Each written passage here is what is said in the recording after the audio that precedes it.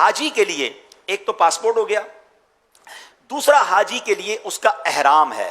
احرام آپ نے اچھی کوالٹی کا لینا ہے. احرام طرح طرح کے ملتے ہیں. احرام کوالٹی اسی وقت چیک کر لیں. کچھ لوگ پتہ کیا غلطی کرتے ہیں، احرام لیا، اس کو پیک اپنے بیگ میں رکھ لیا، کھولا بھی نہیں، اور اس کے بعد جس دن باندھنا ہے اس دن کھولا.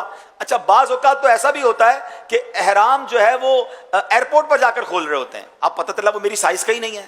بعض اوقات ماشاءاللہ قد ان کا بڑا ہوتا ہے، تھوڑی ہیلتھ بھی زیادہ ہوتی ہے، اب وہ وہاں پریشان ہو رہے تھے یار یہ احرام تو میرے جو ہے وہ کوالٹی میرے اس کی نہیں ہے. تو احرام چیک کریں. سب سے مین چیز تو اگر کوشش کریں کہ ایک کاٹن کا احرام لے لیں، ایک تولیے کا احرام لے لیں. تو اس میں کیا ہوگا کہ آپ تہبند اگر چاہیں تو کاٹن کی باندھ لیں، لٹھا جس کو کہتے ہیں، اور اوپر تولیے کا احرام لے لیں.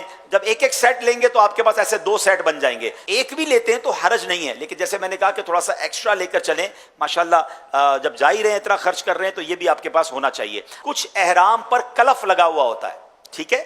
اب جب کلف لگا ہوا ہوگا اور خاص طور پہ لٹھے پر، تو بیسٹ یہ ہے کہ اس کو گھر میں دھو لیں اور اس کو سافٹ کر لیں. بعض اوقات یہ ہوتا ہے نیا احرام پہن لیا، اب وہ کڑک کڑک سا ہو رہا ہے، چلنے میں بھی پرابلم ہو رہی ہے، اور بعض اوقات اس کی وجہ سے ریشز بھی ہو جاتے ہیں، آپ کو ہو سکتا ہے اس کی وجہ سے خارش بھی ہو. تو کلف لگا ہوا کپڑا نارملی جسم پر پہن کر لمبا عرصہ پہننا اتنا آسان نہیں ہوتا، تو اس کو سافٹ کر لے تاکہ آپ کے لیے تہبند باندھنا آسان ہو جائے. دوسری چیز ہو گئی آپ کے چپل، جو 2 پٹی کے چپل. دیکھیں احرام میں آپ نے ہوائی چپل پہننے ہیں، آپ نارمل شوز اور چپل باقی دنوں میں تو پہن سکتے ہیں، مگر جب آپ احرام کی نیت کر لیں گے تو آپ نے بہترین چپل لینے ہیں. یاد رکھیے چپل میں کنجوسی مت کیجیے گا. یہ ایسا تجربہ ہے کہ جس نے چپل کا ناقص لے لیے نا، اور چپل نے اس کو کاٹ لیا، ایک بار زخم ہو گیا آپ کے پیر پر، اب یہ پورا سفر اس زخم کو لے کر آپ چل رہے ہوں گے.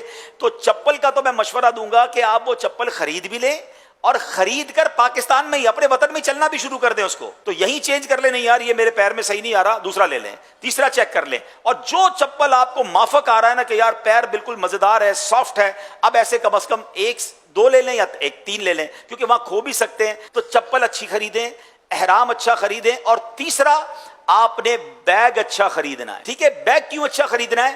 پہلے آپ یہ ایزیوم کریں، پہلے آپ یہ سوچیں کہ ایسا بیگ خریدنا ہے کہ میرا پورا سامان بھرنے کے بعد اس بیگ کو اٹھا کر کوئی 12 بار پھینکے تو وہ بیگ زندہ رہے گا کہ نہیں؟ ایسا بیگ، کیونکہ آپ کہیں گے کون پھینکے گا میرے بیگ کو، بھائی میں تو سینے سے لگا کے رکھوں گا.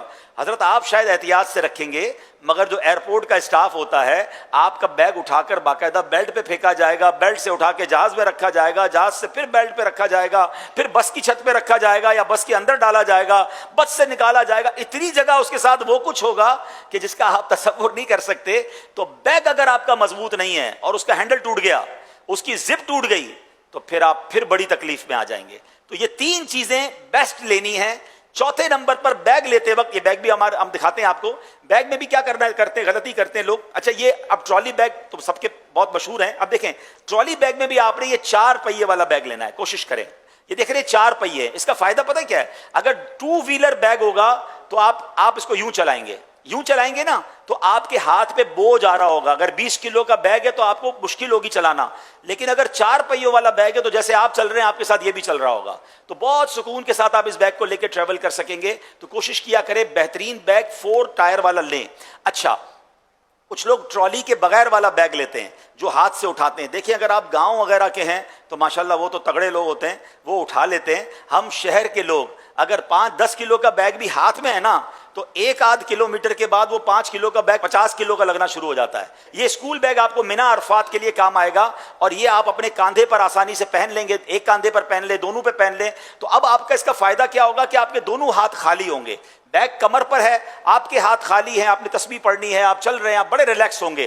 ہاتھ میں مینا عرفات کا بیگ لے کے جائیں گے تو وہ بھی آپ کے لیے ڈیفیکلٹ ہو سکتا ہے. اچھا اسکول بیگ میں بھی ایک کوشش کریں کہ بیگ ایسا لیں جس کے جو کاندھے ہیں نا اس پہ فوم لگا ہوا ہو. کچھ لوگ رسی والا بیگ لیتے ہیں کہ دونوں طرف رسی. ٹھیک ہے، اب اس کا بھی تجربہ کیا ہوا کہ جب رسی والا بیگ لیا اور اس میں وزن ہے پیچھے، تو تھوڑی دیر بعد یہ رسی بھی آپ کو چبھنے لگے گی.